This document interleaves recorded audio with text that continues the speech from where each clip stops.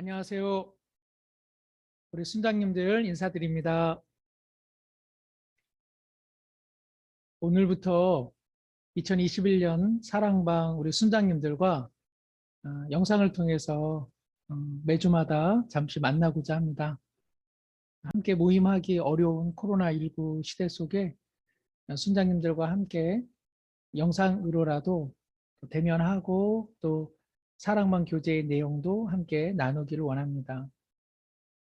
음, 제가 이렇게 이제 만나는 건 또 처음이라서 상당히 어색하기도 하고 떨리기도 합니다. 그러나 이렇게 만나면서 우리 사랑하는 순장님들과 더욱 소통하는 기회가 좀 더 마련되면 좋겠다 그런 생각을 하게 됩니다. 늘 한마음으로 애써주시는 모든 우리 교구장님들 또 순장님들 거듭 감사를 드리고요. 함께 영상으로 은혜를 나눌 때에 우리 사랑하는 순장님들 또 마음의 평안함과 또 열정과 또 사랑하는 순원들과 여건이 되는 대로 함께 나눌 수 있는 좋은 자리가 마련되면 좋겠다 그런 생각을 하게 됩니다. 지난주 그리고 이번 주 각각 우리 교회의 사랑방 교재를 새롭게 디자인해서 나눠드렸습니다.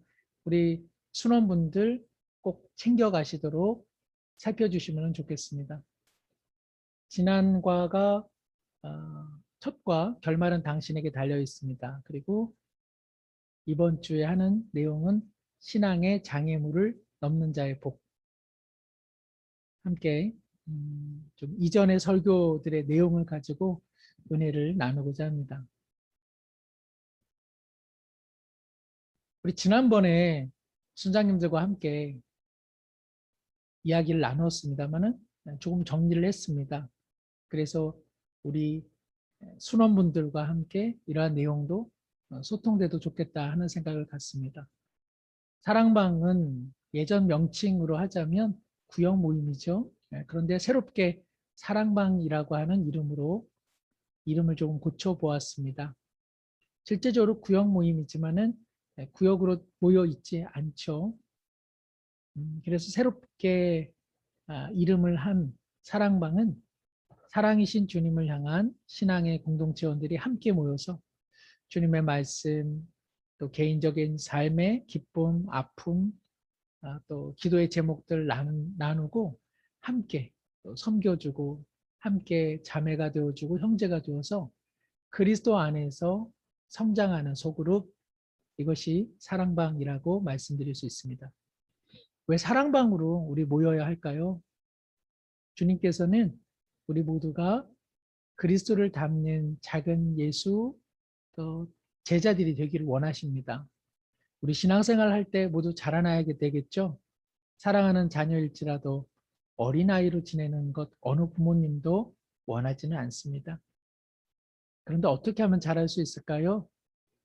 지체들과 함께 배워야 하고 교제 나눠야 하고 섬겨야 합니다. 신앙은 자라야 하는데 혼자서는 자라나지 않습니다. 예수님께서도요, 12제자 따로 부르셨고 끊임없이 교제하시고 훈련시키셨습니다. 그리고 이 예수님의 모습을 초대교회가 마음으로 받아들여서 어떻습니까? 성도들, 초대교회 성도분들, 삶의 자리에서 함께 모여서 말씀을 나누고 삶을 나누고 떡을 나누고 그리고 기도와 찬미로 주님 앞에 나아갔습니다. 예배로 모이는 것 소중한 일입니다. 그러나 주신 말씀을 붙잡고 삶의 공간에서 함께 모여 말씀을 나누고 기도하고 격려하고 섬기는 것, 우리 기독교의 아름다운 근간이요 주님을 닮아가는 열정이라 생각이 듭니다.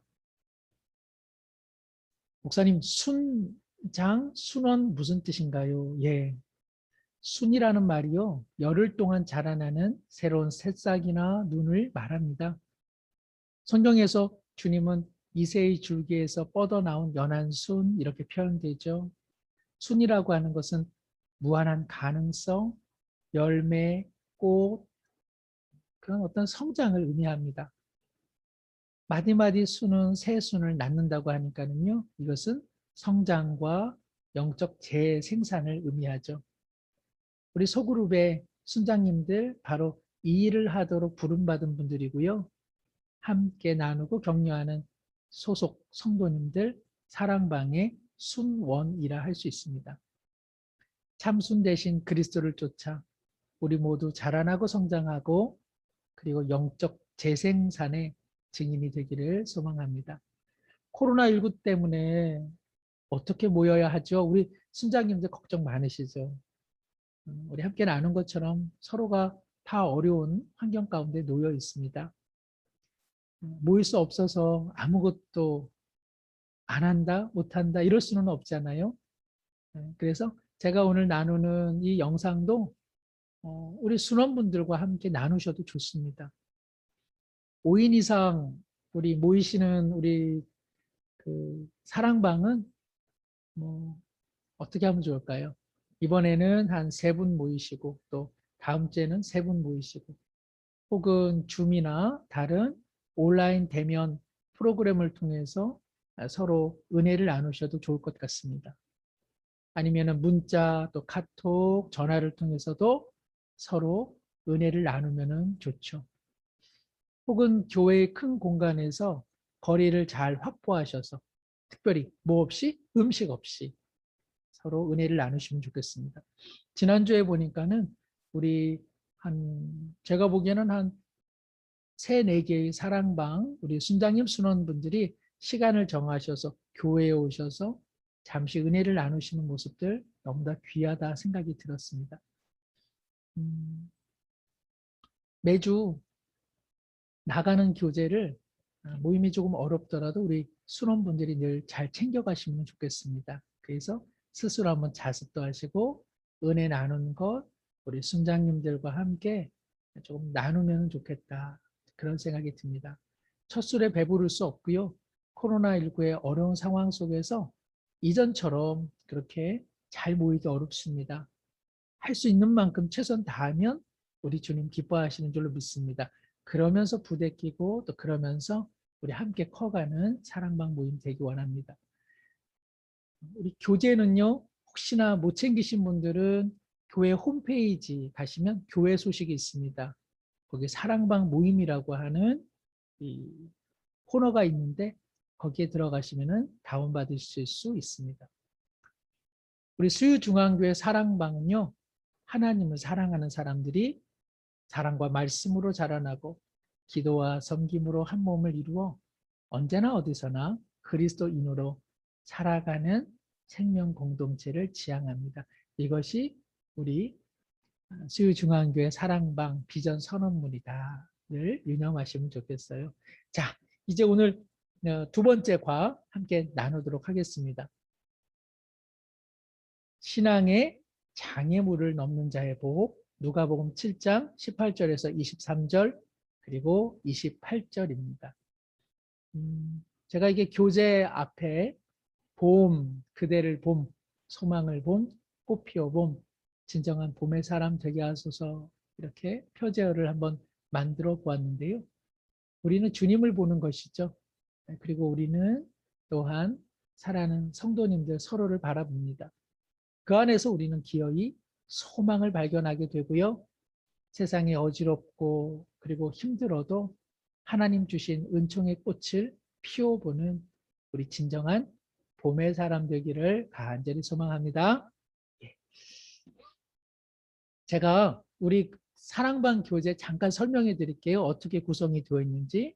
앞서 보신 표지가 있고요. 그 다음에는 이제 속지가 있습니다. 속지 1면에는 성경 본문이 들어가 있죠. 그리고 하단에는 마음의 문을 열며 라고 하는 코너가 있습니다. 오늘 나눌 중심의 내용이 무엇인지를 개괄적으로 설명한 내용들입니다. 우리 순원분들과 함께 성경 말씀 읽으시고 그리고 오늘 어떤 것에 대해 나눌지 마음의 문을 열며를 한번 함께 읽으시면 좋겠습니다. 2번째 면은요. 말씀의 씨를 뿌리며 그래서 4가지 정도의 질문을 넣어 보았습니다. 어떤 질문은 성경을 읽고 답하시면 돼요. 그것을 관찰 질문이라고 말합니다. 또 어떤 구절은요, 그 성경의 내용이 어떤 의미를 갖고 있을까요? 서로 나눠보는 겁니다. 의미를 물어보는 것이기 때문에 의미 질문이라 할 수 있겠죠. 우리 집사님, 우리 성도님, 우리 권사님, 우리 장로님, 이 말씀 읽고 이 말씀 의미를 깨달으니 어떤 느낌이 드세요? 이렇게 우리가 질문한다면 느낌 질문이 되죠. 저도 감정 표현을 잘 하는 편은 아닙니다. 우리 한국 사람들이 감정을 잘 표현 못 하잖아요. 화는 잘 내는데 사랑한다, 고맙다 이런 말 참 잘 못하는 것 같아요. 우리 사랑방 모임 하실 때요. 이렇게 성경 구절 읽는 것 중요하고 또 성경의 의미를 추구하는 것도 중요합니다만은 세 번째, 이 구절을 읽고서 어떤 느낌이 드세요? 이런 질문을 서로 조금 자주 나누시면 좋겠어요. 물론 관찰 잘하고 그리고 바른 성경의 의미를 안 다음에 이 느낌에 대해서 물어보는 거죠. 예수님의 이러한 모습 보니까 어떤 느낌 드세요? 하나님께서 이렇게 용서하시는 것 보니까 어떤 느낌 드세요? 이렇게 사랑하시는데 우리가 그만큼 살지 못하는 내 자신 어떤 느낌 드세요? 오늘 이처럼 좋으신 하나님이 우리 하나님 아버지라 하니 어떤 느낌 드세요? 이렇게 느낌에 대한 질문들을 자주 하시면 우리는 서로 간에 있는 속 깊은 이야기들이 조금 더 개방될 수 있습니다. 감정들, 회개의 마음들, 찬양, 감사 이런 느낌들이 충분히 우리 안에 나눠지면 우리는 서로 그러면 어떻게 살까요? 남은 한 주 어떻게 나의 삶의 태도를 바꿔볼 수 있을까요? 이렇게 결단의 질문들을 나눌 수 있습니다. 그래서 우리 이면에 말씀의 씨를 뿌리며에는 이러한 질문들이 있고 이러한 질문들을 그저 초등학생들이 이렇게 답안 적는 것처럼 하지 마시고 함께 조금 이것을 도구 삼아서 이거 뭐 정답 찾는 게 중요한 것이 아니라 이것을 도구 삼아서 함께 나누면 좋겠다 그런 생각이 듭니다. 처음부터 잘하실 수 없고요. 또 처음부터 배부를 수 없습니다. 우리의 사랑방 모임의 그런 어떤 지향점이 단순히 성경에 대한 지식, 또 단답형으로 무엇인가를 아는 것, 이것을 넘어서서 삶을 나누고 아픔을 나누고 그리고 속에 있는 것들이 드러나고 말씀으로 치유받고 사랑해주고 격려해주고 기도해주는 그러한 은총의 모판이 되기를 소망합니다. 마지막 뒷표지는 보시면 삶의 열매를 거두며 해가지고 오늘 배운 내용들을 조금 정리한 내용입니다. 돌아가시면서 혹은 또 한두 분이 함께 읽으시면서 마무리하시면 되고요. 끝으로는 함께 기도하기.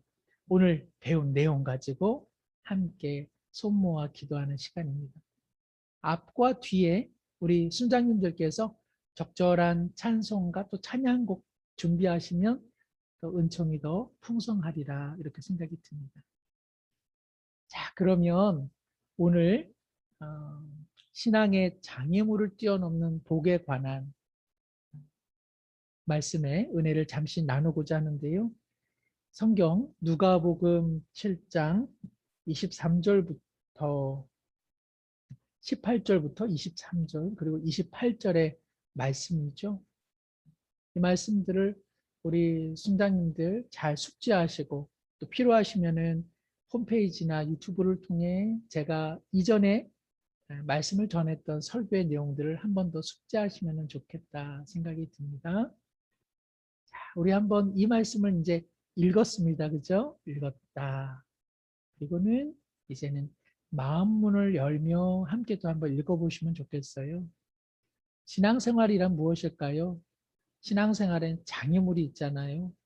우리가 이 장애물을 없으면 좋겠는데 믿는다고 해서 장애물이 다 사라지는 건 아니란 말이죠. 어떻게 이것을 뛰어넘을 수 있을까? 뛰어넘는 힘, 뛰어넘을 수 있는 그 은총, 그것이 신앙생활의 복이 아닌가 그런 생각을 합니다. 세례 요한도 헤롯 안디바의 부도덕한 일을 고발한 까닭에 감옥에 수감이 되었습니다. 우리가 생각하기에는 감옥에 갇혔으니 그것이 세례 요한에게는 장애물이 되었겠다. 그런데 성경에서 보니까 세례 요한에게 있었던 장애물은 조금 다른 데 있었어요. 세례 요한 이 장애물을 어떻게 넘어설 수 있었을까요? 예수님께서는 신앙의 장애물 만나 힘겨워하는 우리들을 향해서 뭐라고 말씀하실까요? 오늘 말씀을 통해서 나의 신앙의 장애물은 무엇이 있는지, 신앙의 장애물을 넘을 수 있는 비결은 무엇인지 함께 나눠보고자 합니다. 첫 번째 질문이에요. 감옥에 수감되어 있는 세례 요한은 그의 제자 중 두 사람을 주님께 보내어 질문을 하죠. 그 내용은 무엇일까요? 오늘 말씀 19절 또 20절에 있습니다. 왜 세례 요한은 제자 두 사람을 통해 예수님에게 그와 같은 질문을 했을까요? 23절 또 참조의 말씀이 있는데요. 한번 이제 성경책 다 갖고 계시죠? 우리 순장님들 성경책 혹은 교재를 펼치고서 한번 살펴보면 좋겠습니다. 세례 요한이 제자 두 사람을 통해서 질문한 내용은 무엇일까요? 19절과 20절에 제자들이 예수님에게 제자 요한, 세례 요한의 그 질문을 건네주죠. 오실 그이가 당신입니까? 아니면 우리가 다른 누군가를 기다려야 합니까? 세례 요한이 예수님께서 진정한 메시아입니까? 아니면은 다른 메시아가 있습니까? 이 질문을 하고 있는 것이죠. 왜 이 질문을 했을까요? 예수님의 모습이 세례 요한과 제자들이 기대한 바와 조금 달랐기 때문입니다. 세례 요한은 예수님께서 오시면 불과 같은 심판, 그리고 도끼처럼 날카롭게 회개하지 않는 자들을 향해 정죄하시고 심판하실 줄 알았습니다. 그런데 예수님의 구원 방식, 예수님의 사역 방식이 세례 요한과는 사뭇 달랐던 것이죠. 세례 요한은 광야에서 금식하며 죄인들과 멀리하며 그들에게 심판을 촉구했습니다. 그런데 예수님께서는 죄인들과 식탁에서 치유와 회복의 메시지를 전해주셨죠. 그러다 보니까는 세례 요한의 마음에 장애물이 생겼던 것입니다. 두 번째, 예수님은 요한의 제자들의 어떻게 질문을 건네주고 계시는지요? 21절과 23절을 참조해 볼 수 있을 것 같아요. 감옥에 수감되어 있는 세례 요한, 예수님, 정말 메시아 맞으십니까? 라고 하는 그 질문에 예수님 뭐라고 답해 주시나요? 21절에 마침 그때 예수께서 질병과 고통과 및 악귀 들린 자를 많이 고치시며 또 많은 맹인을 보게 하신지라. 자, 예수님께서 치유와 회복의 사역을 하고 계십니다. 그래서 세례 요한의 제자들에게 너희 스승에게 이렇게 알려주어라. 22절 보니까 보지 못하는 사람이 보고 못 걷는 사람이 걷고 나병 환자가 깨끗해지고 귀 먹은 사람이 듣고 죽은 자가 살아나고 가난한 자에게 복음이 전파된다. 무엇을 한마디로 말씀하시는 건가요? 세례 요한이 그토록 기다리던 메시아 바로 내가 그이다. 하나님의 나라가 이미 시작되었고 전개되어져 가는 상황 속에 있다. 구약에서 말씀하신 그 놀라운 회복과 치유의 역사가 예수님을 통해서 이루어지고 있다는 것이죠. 그러시면서 23절에 누구든지 나로 말미암아 실족하지 아니하는 자는 복이 있다. 뭐라고요? 나로 말미암아 실족하지 않는 자가 복이 있다. 여기 실족하다라고 하는 것은 장애물에 걸려서 넘어지는 것을 말합니다. 실족하지 않는다는 것 무엇일까요? 비록 장애물이 있지만 그 장애물에 걸려 넘어져 자포자기하고 엎드러져 있지 않고 일어나서 그 장애물을 훌쩍 뛰어넘는 인생 복이 있다. 그래서 주님께서는 한마디로 나를 의심하지 않는 자가 복이 있다고 말씀하고 있습니다. 3번에 보니까요. 세 번째 문제입니다. 요한의 장애물은 그가 감옥에 갇힌 것, 몸이 수인 상태로 묶여져 있는 것, 그것이 장애물이 아니었죠. 그토록 갈망하고 기다리던 메시아 그 하나님의 나라의 도래, 그 부분에 대한 불신이 세례 요한에게 있었던 것입니다. 어떠세요? 우리 순장님들, 또 우리 순원분들 예수님 잘 믿어지세요? 하나님 잘 믿어지세요? 신앙생활 하면 할수록 믿음이 그냥 쭉쭉쭉 올라가고 계세요? 우리 모두 저마다 장애물을 갖고 있습니다. 하나님에 대해 또 예수님에 대해 일정한 부분은 신뢰가 되는데 또 어떤 부분에 있어서는 자꾸 물음표가 생기는 부분이 있지는 않습니까? 우리 순장님들에게 갖고 있는 신앙의 장애물은 어떤 게 있으세요? 또 어떻게 하다가 그 장애물을 갖게 되었을까요? 세례 요한은 앞서 말씀드린 것처럼 이 도끼와 불로 예수님께서 하나님 나라와 배치된 자들을 심판해 주기를 원했는데 자기 방식으로 되지 않는 것, 기대 방식이 충족되지 않는 것, 그것이 세례 요한에게는 장애물이 되었습니다. 우리도 비슷한 때가 많죠. 기도했는데 응답되지 않을 때, 하나님을 신뢰했는데 신뢰한 만큼의 어떤 대가가 이루어지지 않을 때,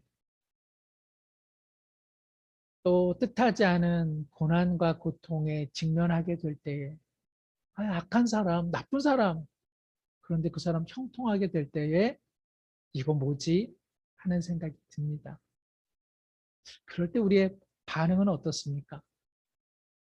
우리 한번 물어볼 수 있을 것 같아요. 세례 요한의 이 마음 어떻게 생각하세요? 세례 요한의 답답한 마음 어떤 느낌이세요?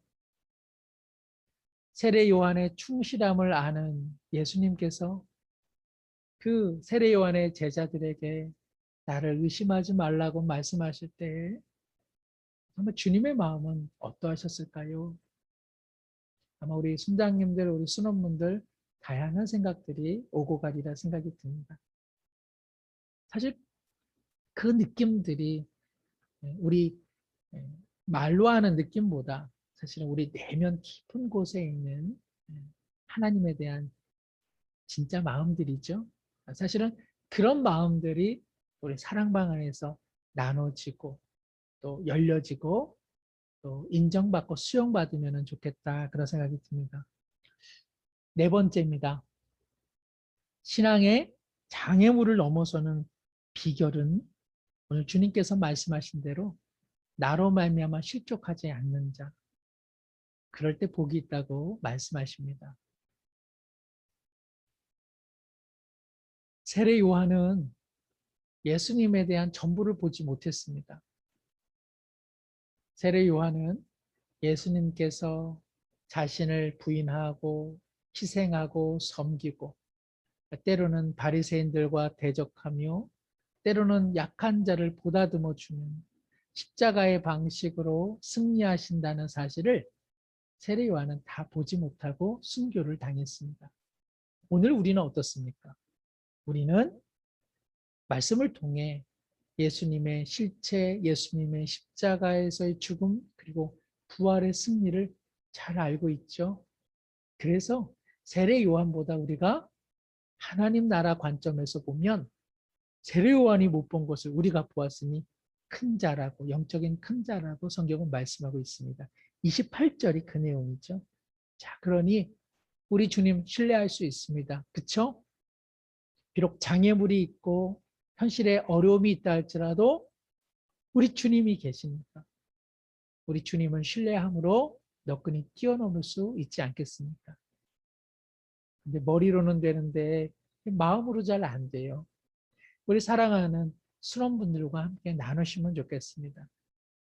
여전히 내 신앙의 장애물은 무엇이 있는지, 왜 주님을 신뢰하지 못하는지, 그러나 이제 주님께서 우리의 신앙 장애물을 뛰어넘게 하시는 능력의 원천이 되심으로 어떻게 그러면 우리가 뛰어넘을 수 있을지 한번 자기 결단, 자기 각오들을 짤막하게 나누시면 좋겠어요. 그러한 마음들을 여기에다가 결단문으로 한번 적으시고 그리고 이제 아침 기도 생활 하실 때에 기도하는 거죠.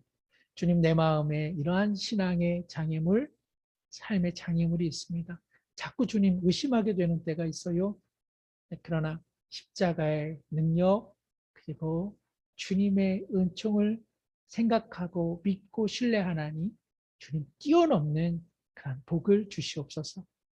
우리 이렇게 기도하고 또 우리 집사님, 우리 권사님, 우리 장로님, 우리 순원님, 우리 순장님 그렇게 어려운 일이 있었는데 기도하시면서 잘 넘어가고 계시죠? 서로 연락하고 또 서로 기도해주면 우리 사랑방 그야말로 사랑과 진리가 넘쳐나는 줄로 믿습니다. 이제 삶의 열매를 거두며 오늘 함께 나눈 말씀 이제 한 방향으로 이렇게 정리해 봅니다. 우리 삶에는 주님 정하신 저마다의 삶의 경계가 있습니다. 세례 요한이 주님에 대해서 다 알 수 없었습니다. 우리는 다 알아야만 믿는 것 아닙니다. 다 알지 못해도 사랑하고 믿을 수 있습니다. 자, 그러니 우리의 욕망, 내 방식, 그리고 나의 성취 이런 것들이 장애물이 되어서는 안 되겠죠. 주님 앞에 주님의 방식에 모든 것을 맡겨야 합니다. 그러면 우리는 어때요? 복을 누리죠. 자유를 누리게 됩니다.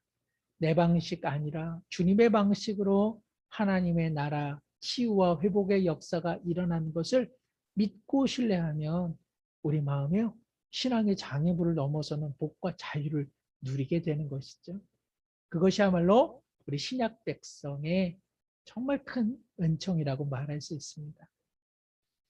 우리 한번 다 같이 이런 믿음으로 삽시다. 우리 순원분들과 함께 나누면 좋을 것 같아요. 4가지 기도 제목이 있네요. 그렇죠?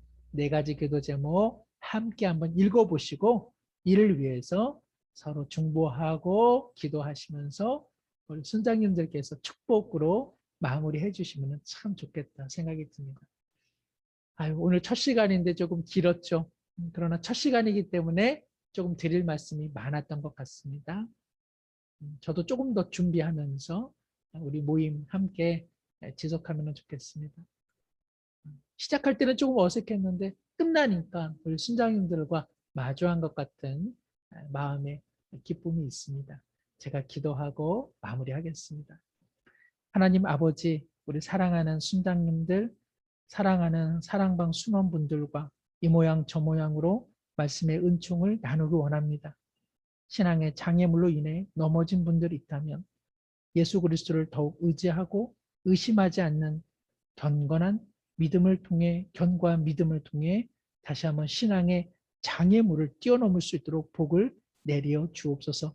주님을 의심하지 않는 자가 복이 있나니 주님을 더욱 신뢰하며 또 넘어진 자 함께 일으켜 세워주며 함께 신앙의 장애물을 훌쩍 뛰어넘는 우리 모든 사랑방 되게 하여 주옵소서. 코로나19로 인해서 저마다 사랑방의 형편이 다릅니다. 주님, 이러한 상황 속에서도 기도하고 품고 애쓰는 우리 사랑하는 순장님들 그 헌신의 마음 기억해 주시고 두 손 모아 기도하실 때에 하나님께서 아름다운 것들로 풍성하게 하나님께서 채워 공급해 주옵소서. 감사드리며 예수님의 이름으로 기도드리옵나이다. 아멘. 감사합니다, 순장님들. 예, 또 남은 한 주간 승리하시고요. 또 뵙겠습니다. 사랑합니다. 감사합니다.